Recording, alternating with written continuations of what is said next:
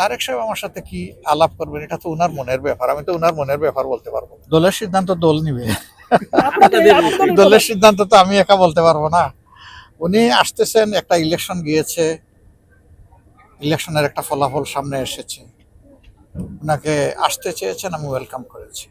এটা রাজনৈতিক শিষ্টাচার বা সৌজন্যের ব্যাপার। দেশটা তো সংসদ থেকেই পরিচালিত হবে ইনশাআল্লাহ। তো সংসদে একটা দল সরকারি দল হিসাবে বসবে, একটা দল বিরোধী দল হিসাবে থাকবে। সমাজে এক চাকায় কোনো গাড়ি চলে না, মিনিমাম দুই চাকা লাগে। তো সরকারি দল যদি ইতিবাচকভাবে তারা কার্যক্রম করেন, আমাদের সহযোগিতা তারা পাবেন। কিন্তু জনস্বার্থ যদি বিঘ্নিত হয়, তাহলে তো আমরা জনগণের পক্ষেই আমরা অবস্থান নেব, এবং আমাদের অবস্থান হবে একদম ক্লিয়ার কাট।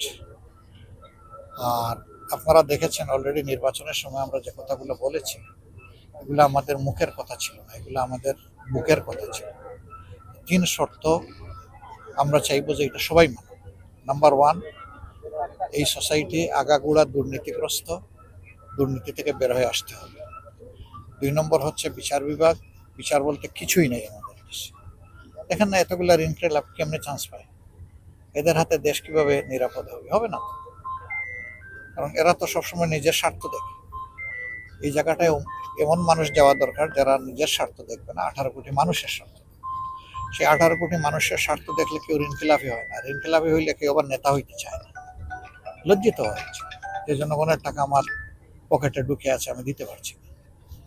তো আমরা স্বাধীন বিচার বিভাগ চাই, এবং কারো উপর সামান্য কোনো অবিচার হলেই আমরা কিন্তু প্রতিবাদ করব।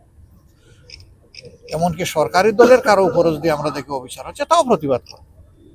অবিচার আমরা মেনে নেব না কোনো অবস্থায়। আর তৃতীয়টা হচ্ছে সংস্কারের যে প্রস্তাবের উপরে গণভোট হয়েছে, এটা পুরাটাই মানতে হবে, এর কোনো খণ্ডিত অংশ আমরা বাস্তবায়ন দেখতে চাই। কিন্তু তারেক সাহেব আমার সাথে কি আলাপ করবেন এটা তো উনার মনের ব্যাপার, আমি তো উনার মনের ব্যাপার বলতে পারবো না। উনি আসলে আলাপ করলে আমরা দেশ এবং জাতির স্বার্থকে সর্বোচ্চ গুরুত্ব দিয়ে ইনশাল্লাহ আমরা আলাপ করব। ধন্যবাদ।